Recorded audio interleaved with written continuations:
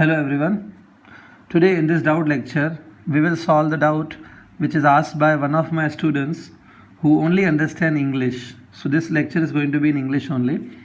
Now here the student has a doubt in this derivation for time taken by the wave to travel up on the rope. Okay, this derivation is there. It is useful for NEET and JEE exam, this derivation. Okay, so let's derive this formula. First of all, let's understand the situation.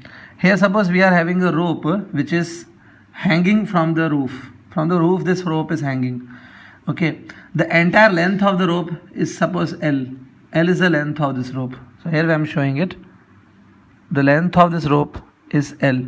Okay, now on this rope we have produced this pulse by giving a jerk. If you just move, if you jerk the rope, the wave will be produced on this. This is, you can also known as a pulse. So this pulse is traveling up. It's traveling up. So how much time it would take to go up from the bottom to go up? That time we want to find. Okay. So time taken by the wave to travel up on the rope. That time we want. So how to derive this? Look at it. Suppose take an instant that this pulse from the ground has reached x distance up.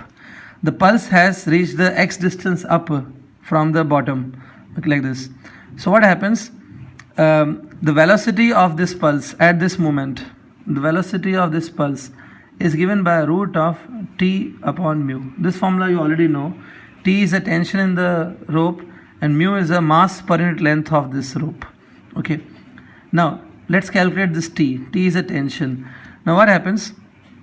Below this pulse, whatever this string is hanging, see this string which is below this pulse, the mass of this string, okay, the mass of this string will be mu times x. See, mu x is a mass of that much string which is below the pulse. See the string below the pulse. So the length of that string is x, approx its length is x. So if length is x, the mass will be mu times x, where mu is a mass per unit length. That you can understand. Mu is a mass per unit length. So mass of this much portion will be mu x. So the gravity will pull this particle. The gravity will pull this part with a force mg. The mg force I am writing, it will become mu x into g. Okay. So this is a downward force which is acting on the string. So this will be equal to the tension at this point. The point where wave is present right now, at that point tension which is acting, it will be equal to mu x into g. Okay, so tension at this point will be mu x into g. It's a tension at a point where the pulse is situated. Okay, this is a tension. So this value of tension I am putting here. So velocity of the wave at this point, it's given by root of mu x g divided by mu. So it become velocity at this instant is root of xg. Okay. So velocity is depending on x. Velocity is in fact directly proportional to root of x. See, x is not constant. X is variable. As the wave will move up, the value of x will increase. So x is not constant. That's why velocity is also not constant. We can say this velocity changes. Okay. So it's a changing velocity. So here we have to use a calculus or a derivative method to find out the time taken. How do we are going to do? Now suppose the wave is at this point. Here is a wave at a distance x. Its velocity is root xg. Now suppose the wave travel further a small distance of dx. The wave travel further a small distance, very small distance of dx within the time of dt. In time dt, the wave traveled further the distance of dx. So its instantaneous velocity of the wave, its velocity will be given by dx upon dt, and that velocity will be equal to root of xg, right? So its instantaneous velocity will be dx by dt, which is root of xg. Clear? Now here we can do like this: dx divided by root x equal to root of g into dt. Clear? Now if we integrate this equation,